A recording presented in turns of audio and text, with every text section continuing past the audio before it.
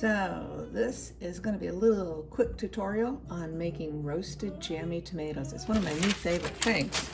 So I have a bunch of my cherry tomatoes that didn't quite ripen on the vine. I cut down the vines, hung them up, and let them ripen on their own, and some of them I pulled off the vine. They're a little wrinkly, a little unattractive, but that does not mean that they won't be delicious for this.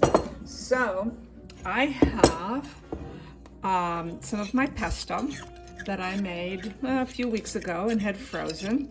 I'm going to add a little bit more olive oil to this. And what's going to make this jammy is the addition of some brown sugar, right?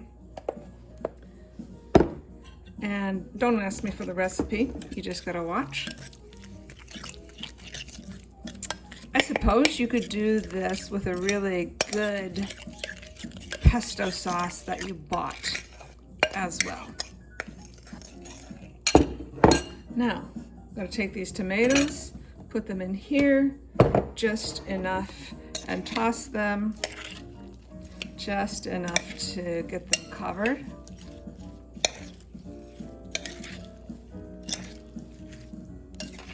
I don't want too much of the sauce remaining on the tomatoes. Just enough to really just get them covered. So. And sometimes that's a little more challenging than other times. Now, we're gonna come over here to our dish, our big sheet pan covered with parchment paper. My oven is currently at 400 degrees. As soon as I put them in, I think I'm gonna turn it down to 375.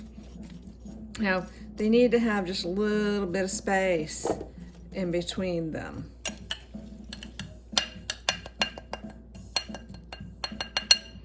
Because you don't want them to steam, you want them to roast, kind of